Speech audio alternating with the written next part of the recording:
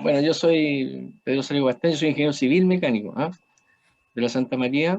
Eh, Estuve trabajando, hice una práctica en la Diputada de Las Condes, eso, perdón, mi primer trabajo, pero para la universidad estuve como 6 meses en la Diputada de Las Condes, ese fue mi contacto con la minería. Después me logré un contrato con Intex Chile, no sé si alguno lo conoció, supongo que sí, Instituto de Tecnología, sí. Eh, yo estuve bajo la tutela de Manuel Tubino, quizás alguno de ustedes lo conoció, era un hombre muy destacado. Y él fue mi jefe por 4 o 5 años que estuve ahí. Y después había decidido irme a Santiago y justo apareció una plaza de profesor en mi departamento. Yo postulé, quedé yo. Y al año, bueno, como son las cosas en la universidad, la primera beca que aparece, ahí me subí y fui a dar a Barcelona. Eh, Estuve 3 o 4 años ya, saqué mi doctorado, volví y he estado de profesor del Departamento de Ingeniería Mecánica hasta el día de hoy. He sido consejero académico, he tenido algunos cargos. Cuando era más joven tuve mis opciones políticas, qué sé yo, y por X motivo yo quedé metido en un grupo con el doctor Monker, no sé si ustedes se acordarán, algunos de ustedes, Sí, claro. que Muy solucionó bien. el tema de la nutrición infantil y fue candidato a presidente, ¿se acuerdan? Bueno, o Sí. casi candidato a presidente, bueno, yo tenía 20 y tantos años y quedé en ese grupo. Y en ese grupo conocí un montón de gente joven, en aquel todos de mi edad, y algunos de ellos llegaron digamos, siguieron en la política, y una de ellas fue la senadora Lili Pérez, que en aquel tiempo era diputada, apareció después por mi zona, decidió ser candidata a senadora, no sé, y me pidió que la ayudara, que yo era muy inteligente, dijo, y yo salí en mi caballo blanco a ayudarla, ¿ah? Como corresponde. Le pedí, entre las cosas que me di cuenta que no sabía nada de la minería, y le pedí a algunos amigos, aquí está, entiendo que ahí está René Valdenegro, que me ayudó a que la recibiera el gerente de ingeniería o el gerente de Godel Contina, digamos, y que le explicara un poco qué pasaba, cómo era esta cosa, cuál era el proyecto de expansión mina que tenía en aquel tiempo Los Altos. Bueno, a raíz de esa acción, yo con el tiempo después aparecí en una lista y así me enteré que estaba en una terna para, para Ceremi. Primero no le di ninguna importancia, pero después efectivamente me llamaron para ofrecerme el cargo y yo tuve que decidir ahí, porque no hay tradición en mi universidad de que la gente participe en los cargos públicos. De hecho, yo soy el primer profesor que aceptó un cargo público de esta naturaleza en toda la historia de la Santa María, ¿no? Nosotros somos más técnicos por naturaleza, ¿no? Y entiendo que no alcanzan a ser 10 todos los egresados de la Santa María que han participado en un cargo similar. Y si no me equivoco, tenemos un solo colega que ha sido elegido diputado en toda la historia. Eso así a grandes rasgos. Y ahí llegué a ese cargo de Ceremi y me encontré con el tema del agua, entre otras cosas. Y me pareció extraño, muchas cosas extrañas, raras. Formé la Policía del Agua, digamos, que no se había formado nunca. Eh, Hicimos todo lo que tuvimos que hacer. Estuvimos metidos de cabeza en perseguir de verdad lo que se robaba en el agua. Tuve muchísimos problemas por eso. Hay una red de protección que está instalada, una especie de trenza de personas que te llaman y que te dicen que no te metas y qué sé yo. Finalmente hicimos lo que teníamos que hacer, descubrimos algunos drenes ilegales, grandes, de 15 metros para abajo. Son los únicos que se han descubierto en el país, ni antes ni después se han descubierto, y posteriormente, finalmente se derogaron antes que nos fuéramos los derechos de agua de la zona, digamos. Eso fue más o menos lo que ocurrió en aquellos años. Fue una situación complicada, compleja, digamos, y bueno, después volví a la universidad, eh, y el tema del agua me siguió dando vuelta. A todo esto mi especialidad es el diseño y la innovación, me siguió dando vuelta en la cabeza. Presentamos unos proyectos de innovación al gobierno regional para búsqueda de agua con mayor certeza.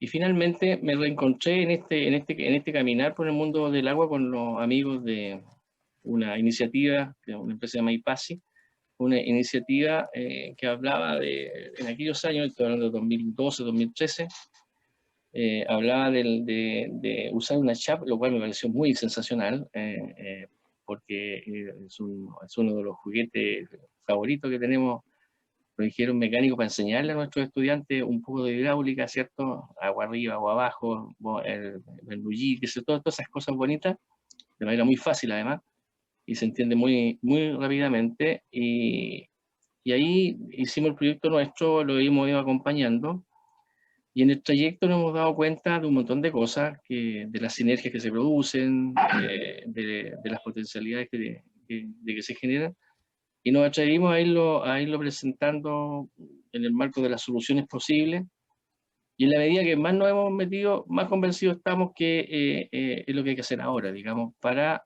acabar con el problema del agua al tiro, digamos, ¿no? De una vez por todas, en el corto plazo. Si me permiten, les voy a presentar, ¿no? Aquí.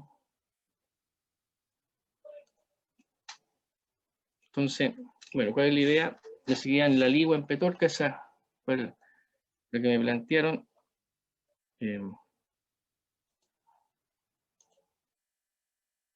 No quiere funcionar. Bueno, a ver. Se quedó pegado como corresponde. Ah, no, ahí está ya. Ahí está Pedro.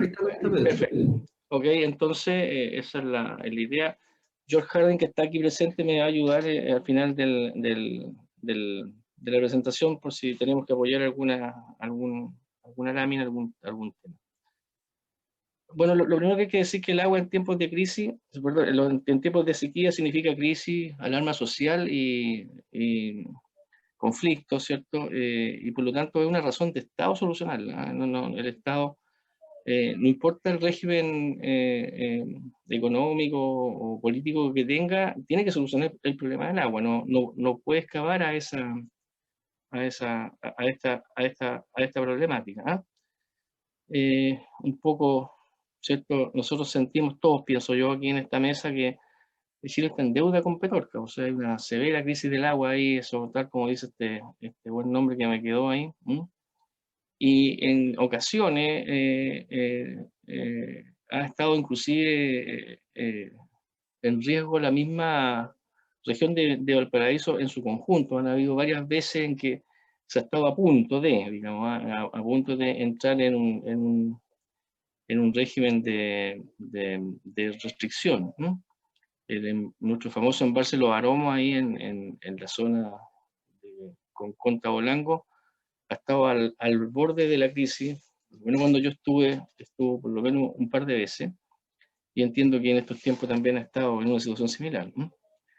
Decir que la sequía ya en los 90 nos dio un aviso, ¿cierto? Y esta mega sequía que vivimos en el 2010, que ha fluctuado un poco, se ha morigerado, pero ha vuelto con harta fuerza en los últimos tiempos. Algunas cosas solamente para decir que la sequía, no solamente en la zona de Petorca, sino que se interna también hoy día en el Aconcagua, y hoy día está más al sur inclusive, o sea, uno se informa que hay problemas hasta en la región de los lagos, con APR y donde uno no se podría imaginar que hay problemas, ¿no?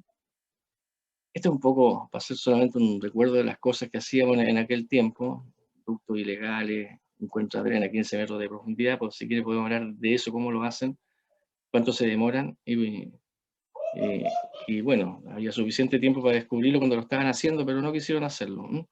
En fin.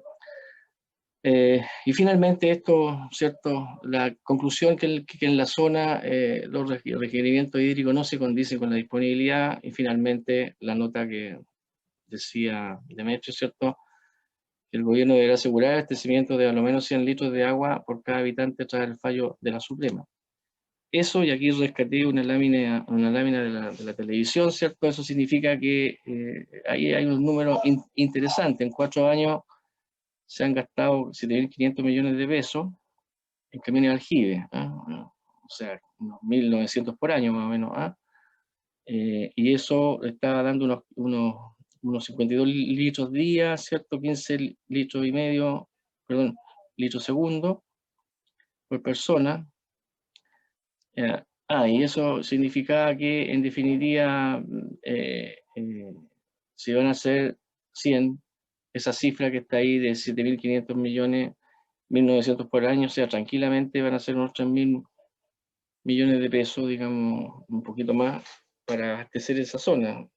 Y eso es harto dinero, digamos, que se está gastando el Estado en la provincia de Petorca en camiones de aljibe. Bueno, ¿cuáles son las soluciones a corto plazo desde el punto de vista de la técnica? Bueno, hay soluciones transitorias. A todo esto, ¿cierto? No tenemos que olvidar que estamos en un marco de cambio de la Constitución, el tema del agua es uno de los temas que sin duda va a estar en la parrilla, y probablemente, no sé si se irán a derogar completamente los derechos de agua o no, pero en definitiva algo va a pasar ahí. Ciertamente el tema del consumo humano va a estar en el foco de cómo lo aseguramos, y ese es un problema para la técnica. Existen soluciones transitorias, las soluciones transitorias apuntan a ir con aducciones de cordillera mar, que es lo que se ha venido haciendo, y entre otras cosas tener mayor certeza en pozos subterráneos. Decir que las metodologías convencionales de búsqueda de agua subterránea, con los métodos tradicionales, tienen un 50% de certeza según la Dirección de Obra Hidráulica o APR de Obra Hidráulica en tiempos normales, lo cual indica que en tiempos anormales como esto, esa certeza baja aún más. Aquí hay una noticia, ¿cierto?, de hace muy poco que, bueno, la Subdere traspasó recursos para el proyecto de adducción de agua hierro, que era un proyecto que se hizo para 7 APR ya en el 2012 por ahí, y que ahora va a llegar a 11, ya que afortunadamente se encontró agua en un punto arriba, no es la cordillera de los Andes específicamente, ahí tienen los cordones montañosos de la Ligua y Petorca, no nacen en la cordillera, pero en los lugares de las cuencas, en el río Petorca, ¿cierto? Hay un buen lugar y ahí se encontró agua de 8 litros por segundo que permite abastecer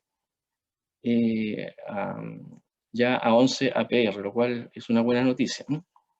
Dentro de esto, alguna novedad en la búsqueda, ¿cómo se llama?, de agua, con mayor certeza. Esta es una noticia de hace como un año atrás, un año y medio quizá. Usando satélites y georradares descubren pozos de agua a 120 metros de profundidad. Esto es un esquema que salió en un diario. Un análisis satelital de datos topográficos se cruzan digamos, con información, con un software que finalmente te da un mapa de varios canales subterráneos de un cierto territorio, de una cuenca, y por consiguiente tú después vas a hacer un escaneo de suelo en zonas, digamos, sobre los paleocanales o especialmente donde se crucen. Este es un método que no busca el agua, sino que busca por donde se va el agua, y finalmente se perforan, ¿cierto? Y se estratifica además el tema, este método es interesante porque se ocupa en Rusia para la búsqueda de petróleo, que son lugares planos.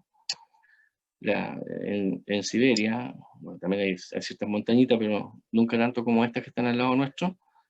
Y después de eso, como les digo, se encuentran los paleocanales, y con este otro, bueno, un poco voy a ilustrar, ¿cierto? Y después con este otro método, ¿cierto?, que se ocupa para detecciones de metales, ¿cierto?, que son, pero aunque esta máquina, que también es rusa, ¿cierto?, tiene la característica que es de alta potencia y baja frecuencia, por lo tanto llega hasta 200 metros y permite detectar los paleocanales a esa profundidad. ¿Cierto? Ahí, en definitiva, se hace el perfil de cada ruta que se sigue y donde haya un hueco, una cavidad, digamos, probablemente ahí haya agua, ¿no? Todas las veces que se ha ocupado este método en Chile, todas las veces se ha encontrado agua, no hay ninguna vez que no se haya encontrado la cantidad de agua que hay en la zona, ¿no? Eso es lo que se encuentra. Decir una cosa importante, uno de los principales usuarios de esta metodología hoy día son las agrícolas de Petorca. Interesante porque en definitiva, ¿por qué se producían los problemas hacia el 2010, 11, 12, 13 o antes quizá? Porque el agricultor estaba tentado, ¿cierto?, de salir de su predio a buscar agua afuera, ¿no? Y eso generaba, era público, ¿cierto? Se hacía en bienes públicos y generaba alarma social, conflicto. Ahora la búsqueda la hace el agricultor dentro de su predio. Es mucho más certero, no discute con nadie y claro,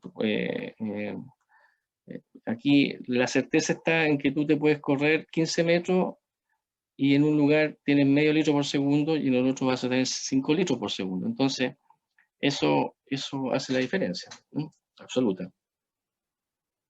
Ok, pero como sea la perforación de pozos, certera o no, estamos claros que es una solución de corto plazo. O sea, de hecho apunta a encontrar el agua que hay, ¿ah? Y si hay sobreexplotación, y si hay todo lo que hay, y si la sequía es muy intensa, entonces el problema, todo lo que hacemos es desplazarlo en el tiempo nomás, ¿no? Si es que nos interesa mantener, digamos, la actividad productiva en la zona de carácter agrícola, por ejemplo, entonces, y solucionar el problema de los APR, por supuesto, entonces hay que buscar otras soluciones. Y la solución obvia es llevar agua del mar a cordillera, ¿ah? O de la costa hacia la cordillera. En ese sentido, bueno, eso era un poco para ilustrar la situación que hay que cambiar el paradigma. Hoy día tenemos inseguridad hídrica, lo cual hace vulnerable el concepto de derecho de agua también, pero en el fondo hay un desequilibrio, como se señala ahí, entre la oferta y la demanda, ¿no? Una oferta a la baja y una demanda creciente. Eso es lo que nos ocurre, ¿no? Si vamos de la costa hacia arriba, entonces superamos, vamos a tener seguridad hídrica, superamos también el concepto de derecho de agua, porque el derecho de agua, bueno, es con la agua que están bajando desde la cordillera, ¿cierto? Que están en el continente, no las aguas que están más allá de la línea de límite de la costa, digamos, ¿ah? Pero lo más importante es que ahí se aborda correctamente la relación entre la oferta y la demanda. Entonces, ¿cuáles son las opciones de tener agua en la costa? Bueno, podemos traer agua congelada, ¿cierto? Traer un témpano. No estoy loco, ayer en la semana escuché a un experto chileno de Estados Unidos en una conferencia sobre agua desalada que indicaba que el deshielo en la Antártida está generando que se estén, digamos, entrando agua dulce al ritmo de 7.000 litros por segundo. Eh, puede ser de ciencia ficción pensar en traer un téntamo, pero es una opción. Quizá ahora no estén las tecnologías, pero quizá en 20 años más estén. Y una idea muy estudiada hasta la fecha es traer sobrantes de agua desde las costas del sur, ¿cierto? Sobrantes de agua del Bío, y hay un proyecto sobre eso que es muy interesante, ¿cierto? Que deben conocerlo quizás, que toma los sobrantes del agua del Bío a la fecha y los trae hacia el norte, ¿ah? Como sea, los pone en la costa, y el problema sigue siendo que yo lo quiero en Petorca, que yo lo quiero en Taligua, ¿ah? Y la tercera opción es la desalación, con todas las discusiones que podemos tener sobre ella, ¿ah? Bueno, nosotros hemos propuesto, hemos presentado en varios escenarios este estudio de perfil respecto de llevar agua de la costa hacia el interior. Y consideramos aquí la opción de la desalación, aunque perfectamente si el proyecto que viene del sur pone el agua en la costa, nos ahorra una inversión, y entonces somos capaces, ¿cierto?, con tecnología alternativa, llevar estos grandes volúmenes de agua hacia el interior. En esa idea, bueno, desde el mundo universitario, nosotros pensamos que si vamos a hacer una cosa que sea distinta, que sea innovadora y que responda a algunos principios. El primer principio es que sea sinergético, ¿cierto? Que la suma del todo sea mayor que la suma de las partes por sí sola. ¿Ah? Que la solución esté dentro de los conceptos de la economía circular, ¿no? Que sea posible con recursos del entorno, con uso de tecnología alternativa y que ante todo sea sostenible, ¿cierto? Que haya un equilibrio entre lo social, el medio ambiente y lo económico. ¿Ah? Que sea un win-win entre todas las partes.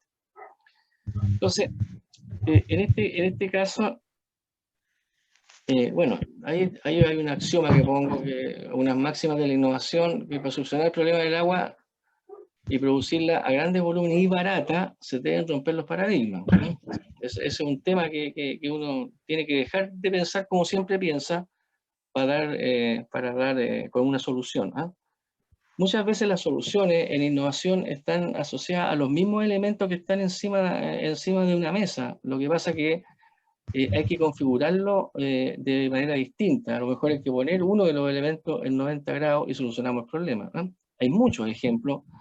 Quizá a usted en su vida profesional le ha pasado más de una vez que están meses metidos en un problema y llega algún colega, algún amigo, alguien que lo viene a visitar, que lo mira, mira el problema que está haciendo usted se lo explica, y su amigo le dice, ¿por qué no lo hacía así? Porque él lo vio en no sé qué parte, porque, no sé, se le ocurrió que se podía girar esto en 90 grados y el problema se soluciona. ¿Ah? Y usted se le da cabezazo porque hubo meses, digamos. Eso se llama inercia mental. O sea, en innovación todos estamos sujetos a la inercia mental. Y la inercia mental es una cuestión muy tramposa porque nos bloquea y nos bloquea desde nuestras propias soluciones, desde nuestra propia experiencia. Nosotros, ante cualquier problema que tengamos, vamos a acudir mentalmente a todo lo que conocemos. Finalmente, eso no nos deja innovar o encontrar soluciones distintas. Otra cosa, como dice ahí, el principal es ver el problema del agua disociado en otras variables. Y una cuestión básica, al final, como buenos ingenieros, nosotros sabemos que en todo esto se requiere energía, ¿cierto? Se requiere energía en el caso que tengamos que producir, desalar agua, se requiere energía para trasladar esa agua desde la costa hacia el interior, un problema clásico hoy día en la ingeniería. En general, las necesidades de energía son siempre crecientes, ¿cierto? Y hoy día se privilegia el uso de la energía alternativa. Entonces, el primer tema es súper simple, súper obvio. Es hora de asociar estas variables, el agua con la energía. Parece simple, pero en el aparato del Estado esto no es simple. Y es una cuestión que tenemos que tener siempre presente. El Estado, el organismo del Estado es un ente muy poco innovador y que tampoco te deja innovar. Nada se puede hacer. Todo tiene trabas burocráticas, cuerpos legales que no nos permiten, y tenemos a la Contraloría, ¿cierto? Y el adversario político que va a hacer todo lo posible para que yo falle para hacerlo él. Esos son los clásicos y por lo tanto el Estado se paraliza. Entonces, una cuestión tan simple como esta, como asociar las variables agua y energía hasta el día de hoy, no se puede hacer. Y un proyecto como el que vamos aquí a presentarlo, si lo vamos a presentar, lo tenemos que presentar en la oficina de partes distintas, para que después nosotros de alguna manera sinergéticamente lo sursamos. Por eso que hablamos de la sinergia. Bueno, entonces, ¿cuál es el pensamiento tradicional? Y aquí vamos a usar el esquema que sí tenemos que hacer una planta desaladora y de impulsión. Bueno, uno revisa las tecnologías, ¿cierto? La infraestructura disponible, establece el costo del agua y posteriormente determina el precio de venta. para que haya un equilibrio financiero en el desarrollo del proyecto ante una gran inversión. En la charla del día martes, la señora, que me encantó el proyecto de desalación que están haciendo, entiendo que en Israel, ella hablaba un poco de lo mismo, ¿cierto? Ella estaba hablando de un muy bajo costo, así finalmente del agua de desalación, lo fijaba en 0,4. Lo tradicional en Chile ha sido 1, ¿cierto? La minería ha trabajado bastante para bajar ese precio. Yo entiendo que hay colegas que están hoy día en 0,6 en Chile. Bueno, ya habló de 0,4, lo cual sería un excelente precio, pero también habló que para que este proyecto se pueda desarrollar fuera del mundo minero, estoy hablando, por ejemplo, para el mundo agrícola, bueno, hay que firmar contratos, ¿cierto?, de largo plazo, ¿ah? Y por supuesto que eso se tendrá que hacer con el aval del Estado, o sea, y eso tiene que ver, ¿cierto?, porque no sabemos qué va a pasar mañana en el mundo de la meteorología. Hoy día estamos en este ciclo, pero quizás en 3 años más hayan unas grandes lluvias y por consiguiente el cliente, en este caso los agricultores, difícilmente van a querer comprar agua. Se está cayendo gratis desde el cielo, como siempre ha sido. Bueno, sea como sea, ese es el esquema tradicional. O sea, estamos sujetos. ¿Cómo podemos bajar el costo? Bueno, si tenemos una planta, ¿cierto? Estoy desalando y tengo la impulsión, entonces yo hago mejoras tecnológicas, eficiencia energética, y puedo ir bajando el costo, de manera de ir bajando el precio. Pero si no es así, bueno, perdón, esta es la forma tradicional de establecer el precio.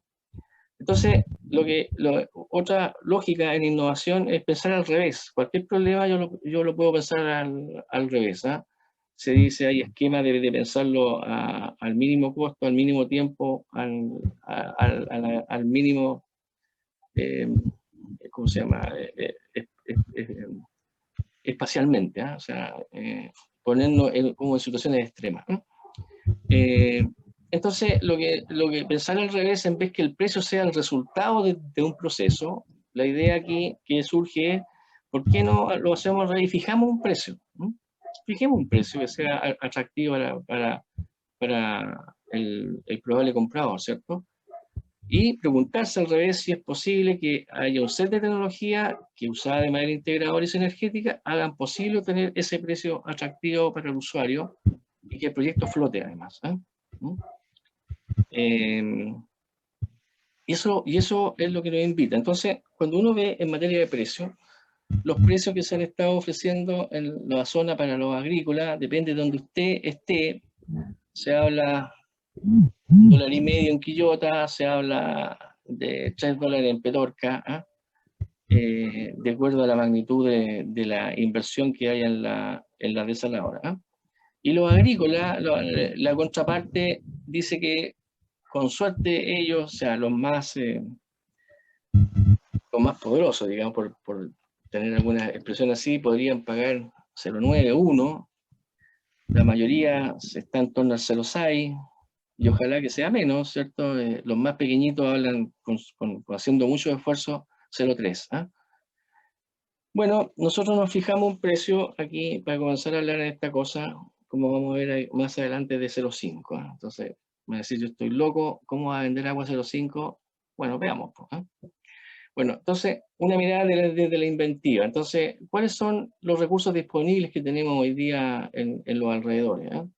Conceptualmente, bueno, todos sabemos que hay una baja en la energía fotovoltaica a grandes volúmenes. El precio ha bajado de manera impresionante, lo cual yo tengo mucho cariño por este tema porque fuimos alumnos, que varios compañeros míos de la Santa María, tuve un profesor que fue don Pedro Roth, que nos enseñó energía alternativa cuando no era tema, digamos, la energía alternativa, y nos mostraba posibilidades de hacer plantas solares como las que están instaladas hoy día en Chile. Entonces, yo me alegro que haya llegado la hora de la energía solar fotovoltaica.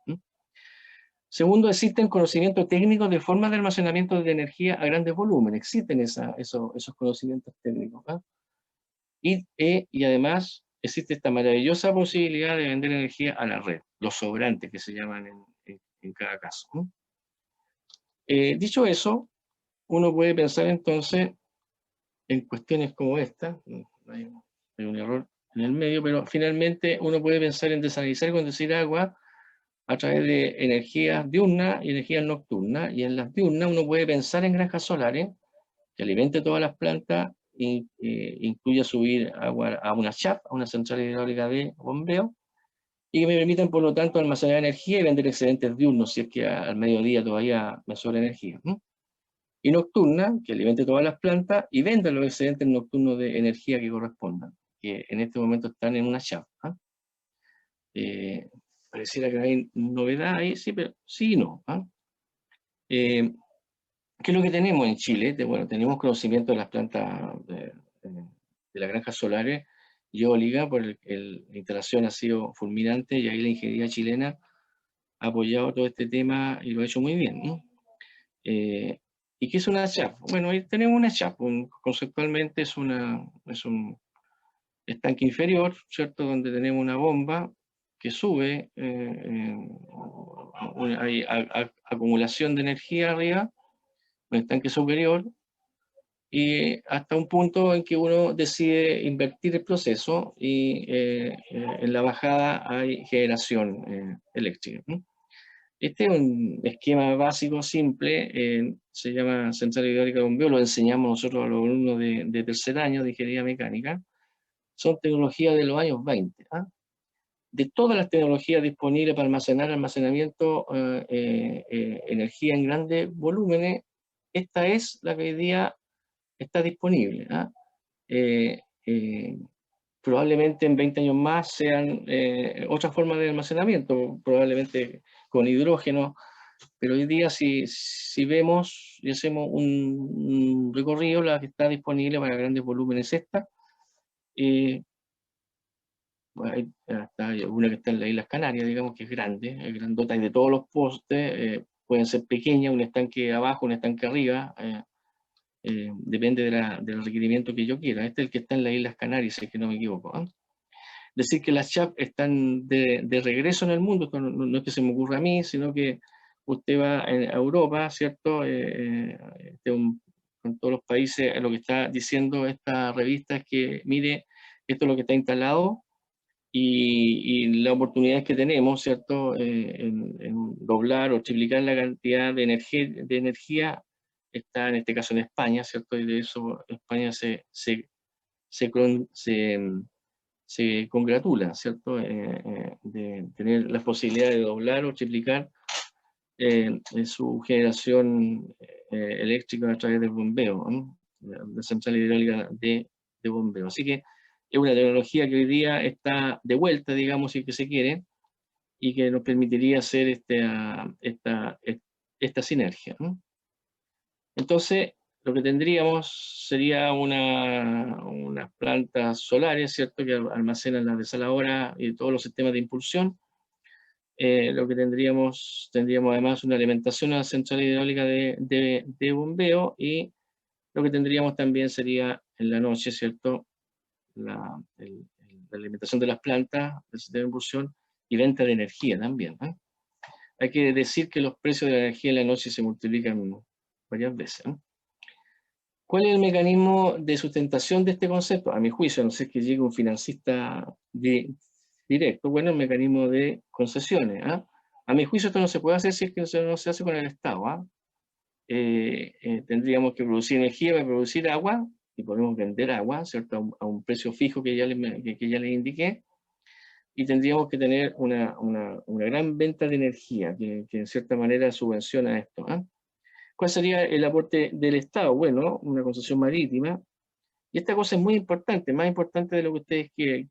¿No? Tenemos que tener servidumbre de paso por la ribera de los ríos. De esa manera nos ahorramos de pasar por algún terreno particular, que siempre al final del día va a ser un problema. Y también tenemos que tener acceso a terrenos de bienes nacionales o empresas del Estado, digamos, que nos permitan acceder a un cerro adecuado al requerimiento que tenemos. ¿Ah? Ojo, cuando estoy hablando de CHAP, no estoy hablando de plantas que van a abastecer la capacidad energética de Chuquicamata, son mucho más pequeñas. ¿Ah? No, estamos hablando, yo no necesito un murallón de 800 metros, ¿cómo se llama? Para hacer mi CHAP, ¿ah?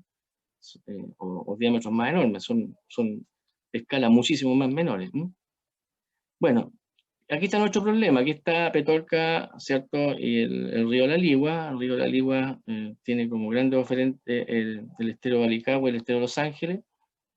Y si ustedes se fijan, al final ambos se juntan, ¿cierto? Al fondo, digamos, hacia el mar. Interesante, entonces significa que puedo poner una planta y tener dos aducciones, ¿cierto? Una que salga hacia Petorca y una que salga hacia La Ligua, la Ligua Cabildo, digamos, y que nos permita subir el agua hasta donde queramos. Los costos de producción, ¿cierto? O algunos números que tenemos, ¿cierto? Aparte de los que indicaba esa imagen que les mostré, uno puede pensar que el consumo de APR en la zona, el total, al general de los APR, de los sistemas de agua potable rural, es de aproximadamente 200 litros por segundo. Y que la extracción de pozo en su conjunto está entre los 3, declarados, ¿cierto? A la fecha, están entre los 3,6 y 3,8 metros por segundo, metros cúbicos por segundo. Ya hemos dicho que no hemos puesto un valor del agua de $0,5 el metro cúbico, y el precio de venta de la energía, el valor promedio en el CEN, si ustedes revisan la página del Ministerio, tiene 74 pesos el kilowatt, y nosotros hemos trabajado esto con un criterio súper conservador, digamos, decir que en el diurno vamos a tener 42 y en el nocturno 84 porque es el doble del diurno, ¿no? ¿Ah? El precio en la noche, quienes trabajan en estas materias saben bien que sube y llega al doble tranquilamente del valor promedio que está ahí indicado. Bueno, nosotros hemos hecho un detalle, y ahí George, que me acompaña, un maestro en esto, tenemos datos, los cálculos, más o menos hemos estimado una especie de parametrización de todos los datos de manera de poder establecer la necesidad de agua, el agua que se rechaza, los caudales requeridos, todo lo que tenga que ver con la planta desalinizadora. No es muy fácil poder, digamos, establecer los costos de ella. También está la opción de los israelitas hoy día que te la ofrecen llave en mano, digamos. Lo mismo para el perfil de distribución y conducción de agua, que es un tema súper, hiper conocido en la ingeniería nacional. Lo mismo con los paneles de granjas solares, que también son temas hiper conocidos en la ingeniería nacional. No hay secreto en esto ya. Y lo que sí sabemos es que los precios bajan y bajan todos los años de manera impresionante. Las consideraciones del perfil de central hidráulico de bombeo podría ser la novedad, ¿cierto? Pero de alguna manera nosotros tenemos alguna relación con la gente, tuvimos alguna relación con la gente, en este caso George, con la gente de las Islas Canarias, donde está esta planta, una de las más grandes del mundo, y los valores de ellos coinciden con los nuestros, así que no debiera uno estar equivocado tampoco en esto, así que consideramos que los números que tenemos son bastante razonables para establecer un análisis, ¿eh? Y además conservadores en su proyección, ¿eh? En cuanto a especialmente ingresos. Con esos números, nosotros somos capaces, por ejemplo, de proyectar esta planta para 2.000 litros por segundo. Esta es una síntesis de todo. Ahí tenemos horas de funcionamiento en la lámina al lado izquierdo, 24 horas, una producción de 2.000 litros por segundo. Nos pusimos ese tamaño planta. Se establece la potencia instalada, el área del parque fotovoltaico, los costos de ingeniería, los costos de construcción. Probablemente los costos de ingeniería estemos muy bajos, ¿ah? No me cabe duda, respecto de cualquier oficina de ingeniería en Chile. Lo interesante es que la inversión de un proyecto como este llega más o menos a 440 millones de dólares, a 2.000 litros por segundo proyectado en 20 años, con un precio de 0,5 pesos dólares el metro cúbico. ¿Ah? Y con ese dato,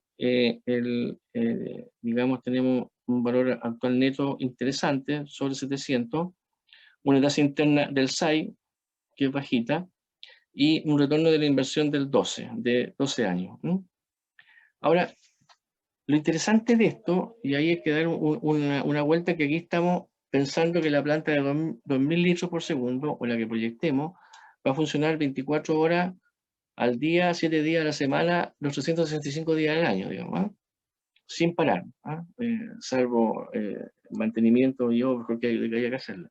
Pero una planta que está, como las mineras, funcionando las 24 horas del día sin parar. ¿Ah?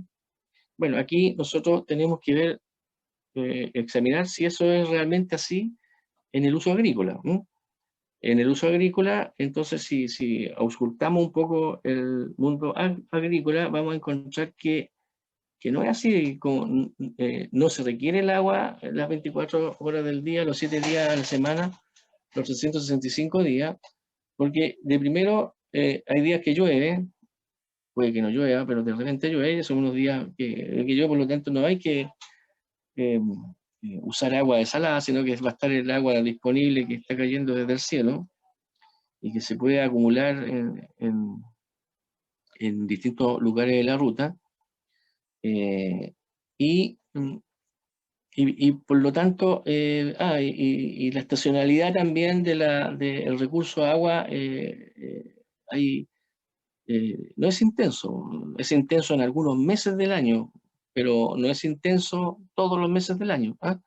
Por lo tanto, es razonable pensar y un criterio súper conservador, que la planta en realidad va a estar usada a un equivalente a la mitad de ella. A la mitad de ella. ¿Ah? Hay que, claro, conversar mucho sobre si la planta está sobredimensionada, no, pero si estamos en ese concepto,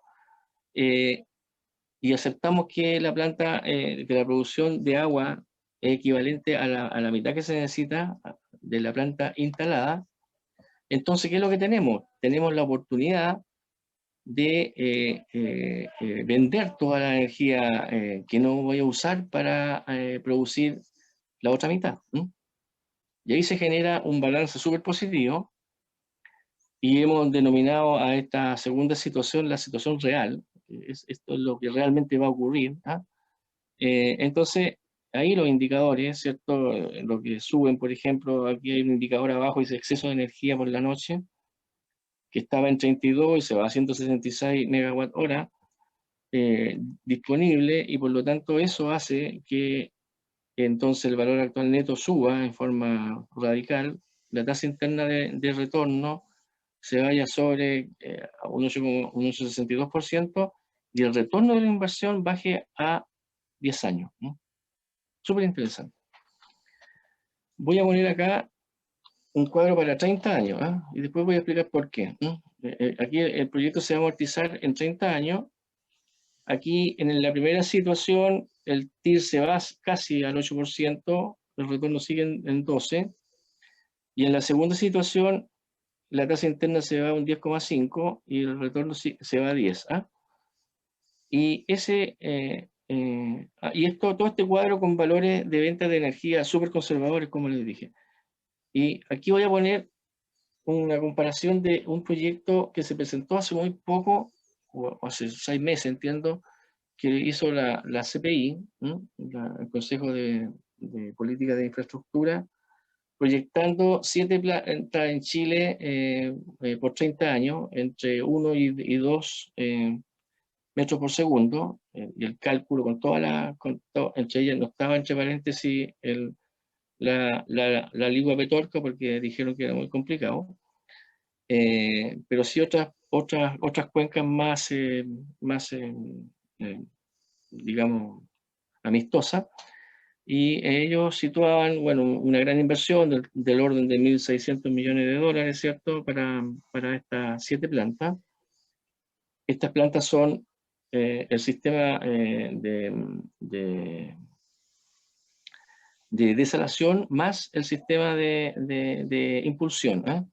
Y aquí lo interesante es que ellos llegaban que el precio por disponibilidad a la salida de la planta se acercaba a 0,9 dólares el, el, el metro cúbico, y el precio de mercado con un montón además con el Estado participando en parte de esto, el precio de venta para que esto se sostenga en 30 años y se pueda recuperar la inversión, ya existe un margen de utilidad proyectado, tenía que ser 3,3 dólares el metro cúbico.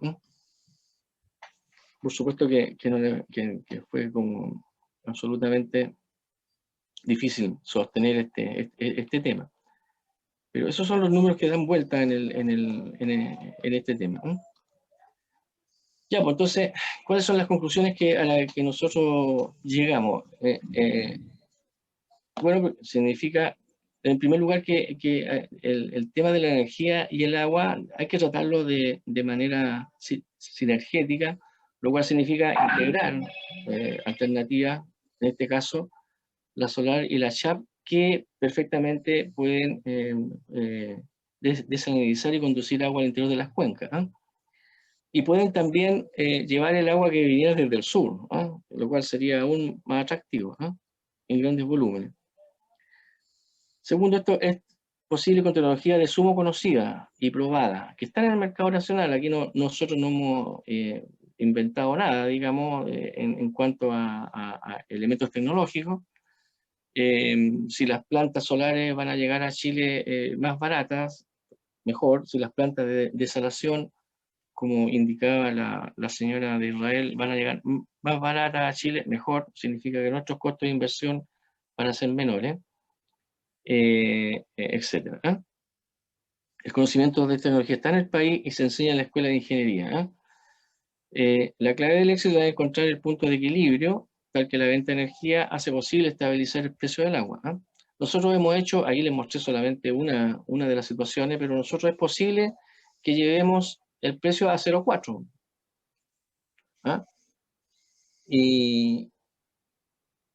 Y probablemente todavía sea el TIR sobre un 6%. Ahora, si el Estado, por ejemplo, si hacemos esfuerzo y el Estado participa con una inversión del 10%, o si ustedes quieren, hacemos uso de algunas líneas que tiene el Estado hoy día vigente, por ejemplo, todo el tema de conducción, uno podría asociar la conducción de la desaladora hasta los puntos de entrega a líneas de proyectos que están en la CNR, por ejemplo, y el costo parte del costo de inversión en las tuberías podrían ser en parte subvencionadas, valga la redundancia. Por consiguiente, podrían existir formas que, si uno logra que por distintos mecanismos que la inversión baje en un 10%, entonces sí es sostenible que el precio baje a 0,4 y a 0,3 si es que se quiere, manteniendo ese mismo TIR, por ejemplo, y el mismo indicador de retorno de la inversión. Y ahora, si lo quiero seguir manteniendo en 0,5, obviamente que el retorno de la inversión va a bajar a 9, 8 años, y el TIR va a subir, pues sí, es como obvio.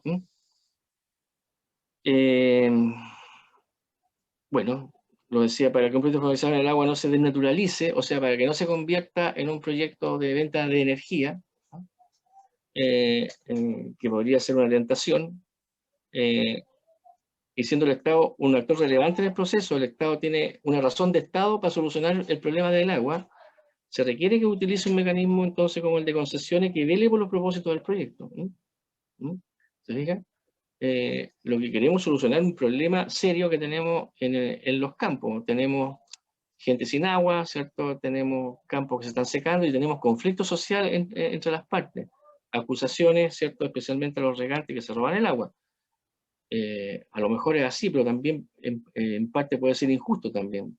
Entonces, si no se mantiene, si no, el destino de toda esa zona, la desertificación, la emigración de la población y, bueno, el fin de la actividad agrícola. A lo mejor eso es interesante desde el punto de vista de la minería.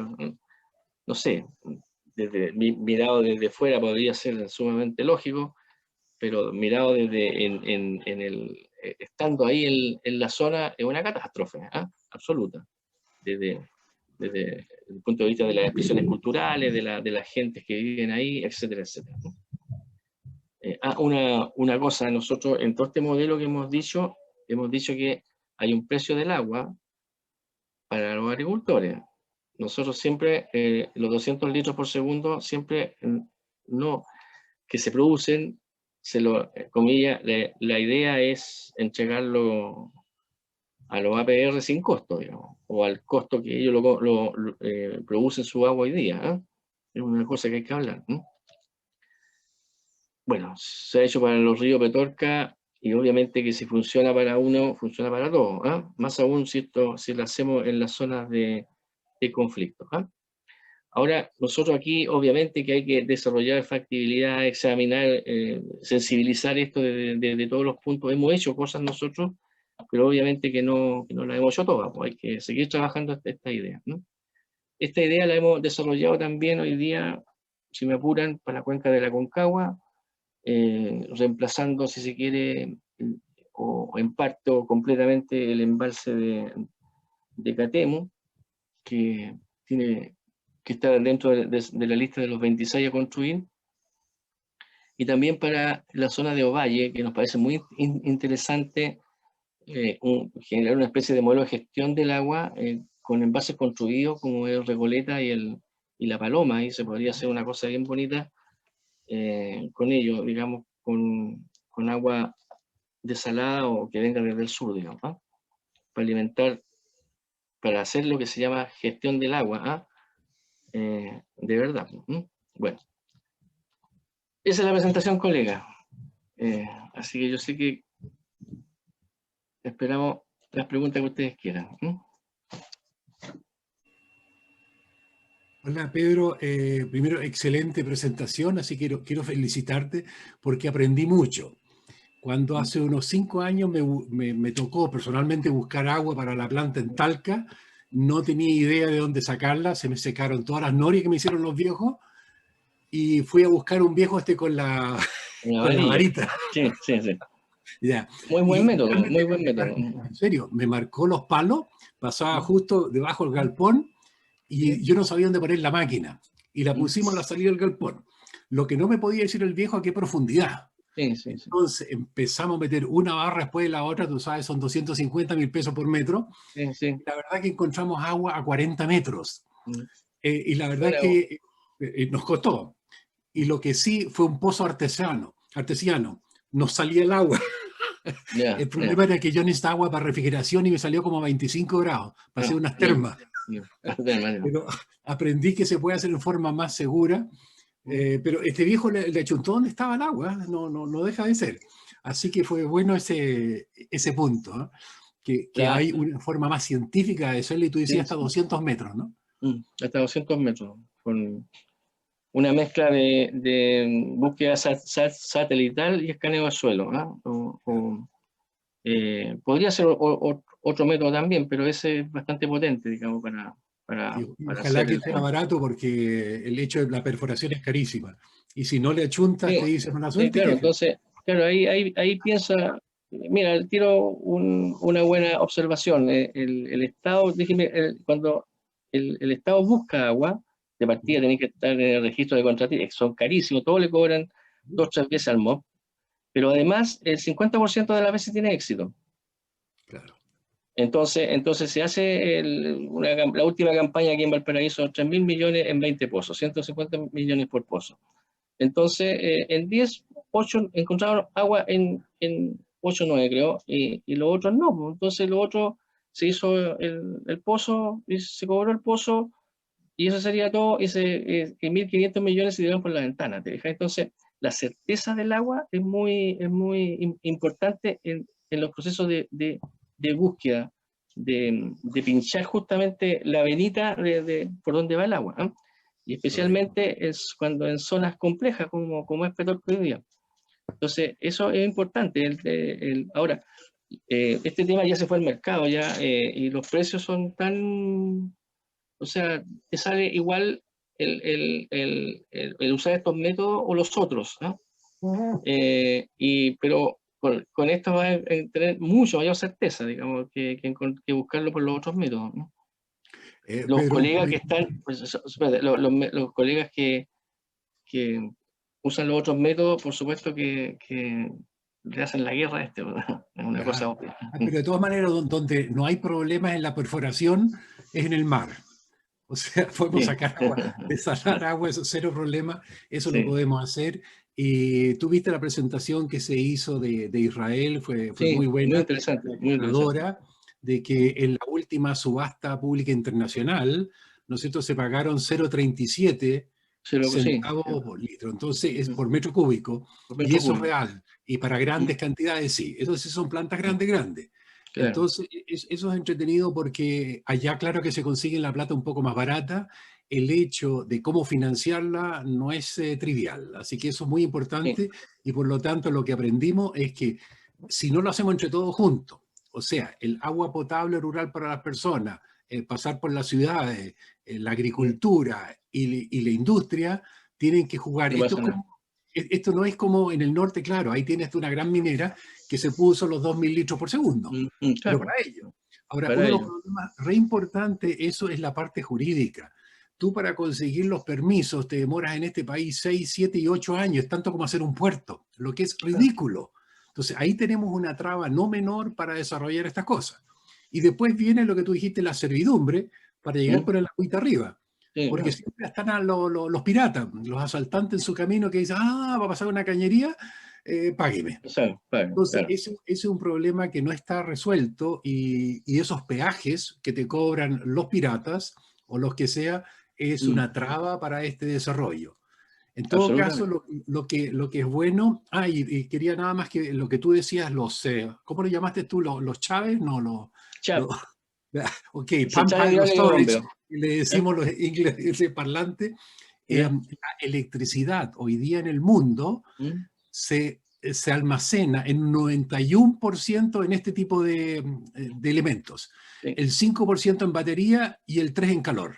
Pero en todo el mundo, la electricidad se almacena en estanque, en gravedad. Entonces, lo tenemos hace mucho tiempo y acá no lo hemos desarrollado, no sé por qué. Porque parece que hay otros intereses. Entonces, bueno, cuando Carlos Düring está insistiendo en guardarlo, tiene toda la razón, porque así se ha hecho hace mucho tiempo, guardar la electricidad en forma renovable. Lo que sí hay que tener un poquito cuidado es con los precios de la electricidad que queremos llegar. Fíjate que son buenas y son malas noticias para el proyecto. Por un lado, es más barato desalinizar, porque eso es pura electricidad nomás, pero el problema de la especulación es cuánto me van a pagar por este sobrante. Todo va a depender de dónde van a ir ahora. Tú pusiste 48, 84 dólares el megawatt hora. La última subasta en Arabia Saudita por 600 megas fue de 14. Perdón, me equivoqué, 10,4, estamos peor todavía, 10,4 dólares el megawatt hora.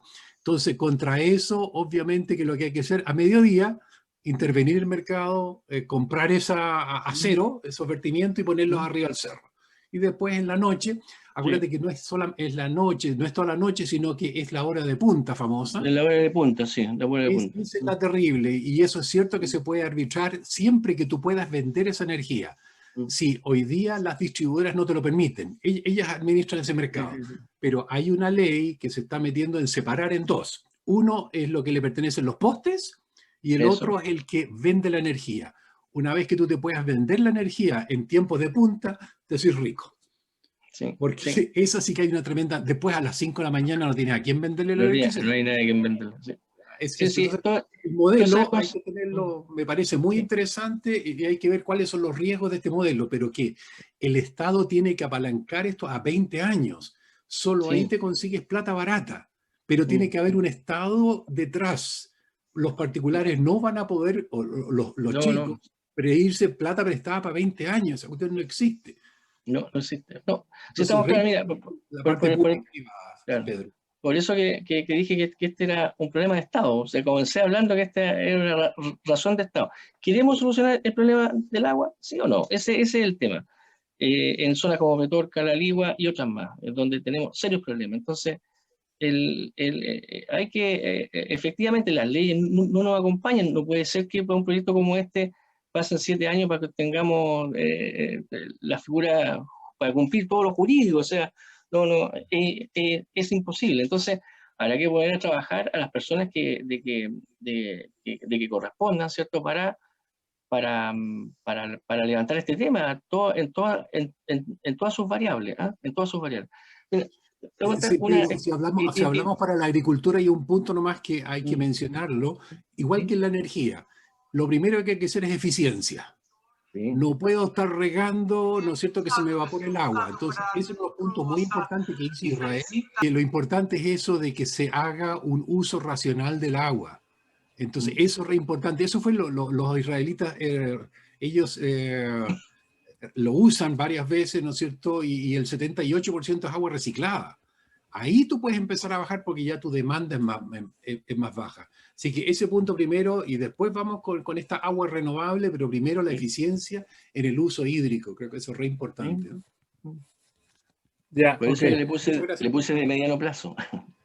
Oye, yo quiero a ver si nuestro colega Julio Burgo, que él fue el presidente de la mesa hídrica del colegio, a ver si nos puede contar algo. ¿Estás aquí, Julio? Acá estoy, don Sergio. Ahí está, don Julio. Oye, Julio, ¿quién eres tú primero, pues, Julio, para que sepa la gente? Gente nos está llamando allá por el sur, así que... Sí, yo soy ingeniero civil de aquí de la Dirección de Obras Hidráulicas de la región de la Araucanía. De la escuela. De la escuela. De aquí de la región de la Araucanía y tuve el honor de presidir la mesa 18 que tiene que ver con infraestructura, recursos hídricos para el siglo XXI, ahí donde conocí a don Sergio. Y en esa mesa discutimos estos temas y justamente es muy atingente a lo que discutimos, porque dentro de los 4 ejes que había que trabajar para el tema del agua en Chile era el incorporar nuevas fuentes. Pero yo quería hacer una puntualización que me parece muy interesante. Yo creo que felicitaciones al profesor don Pedro. Yo quería hacer algunos hincapié en que este tema y esta discusión del agua está muy manoseada, digamos, por intereses de distinto tipo, porque hay varios aspectos que a mí me parecen que existen y que no se ponen claramente arriba de la mesa. Primero, que en muchas partes el agua existe. Lo que no existe es una adecuada gestión del agua, no existe adecuada infraestructura del agua, no existe un manejo adecuado, eso que plantea el doctor, o sea, el profesor, de que el robo del agua y que nadie lo paraba. Bueno, ¿qué gestión puede sustentarse en base al pirateo del agua? O sea, pero quería tomar un par de conceptos que, por ejemplo, cuando la Corte Suprema habla de 100 litros por segundo, o sea, 100 litros por habitante día, ¿cierto? Sí. Son 20 metros cúbicos por segundo para abastecer a todos los habitantes de Chile. O sea, es nada. Por tanto, eso no puede ser un problema, a mi juicio. Lo que sí es un problema es el tema de cómo manejamos y usamos el agua, sobre todo no sé en esa zona exactamente, ahí don Pedro debe saber más que yo, pero la eficiencia del sistema agrícola es pésimo en general. Son los grandes consumidores de agua y lo manejan muy mal. Tienen mala eficiencia de conducción, mala eficiencia de captación y mala eficiencia de aplicación. Obviamente que hay gente que top, digamos, en la parte tecnológica, que está muy arriba de la parte tecnológica, que no está dentro de este marco, pero la eficiencia en general del mundo agrícola es malísima.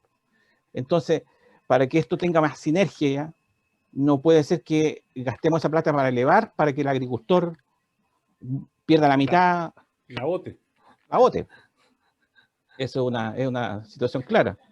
Y el otro tema que me gustaría poner encima de la mesa es que efectivamente el tema de agua y energía son temas que están de la mano. Y para eso efectivamente hay que hacer cambios legales que permitan al Estado trabajar estos temas en forma sinérgica. Porque efectivamente es una ridiculez que la DOH pueda construir envases para riego, pero no para energía.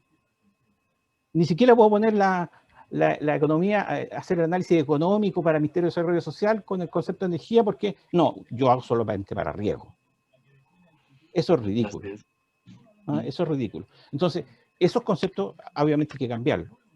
Pero evidentemente que este esfuerzo, junto con otros muchos, deberían dar solución al tema del agua en Chile. Porque Chile no tiene, a mi juicio, puede tener una mala distribución, una mala equidad territorial, pero no es, para mi juicio, un elemento limitante para su desarrollo, ni limitante para poder hacer el desarrollo productivo que Chile necesita. ¿Sí? Hay fuentes suficientes, solo hay que saber gestionarlas. Obviamente que hay escasez porque hay mala gestión, pero no porque nos falte agua para todos los procesos, incluso los ecológicos.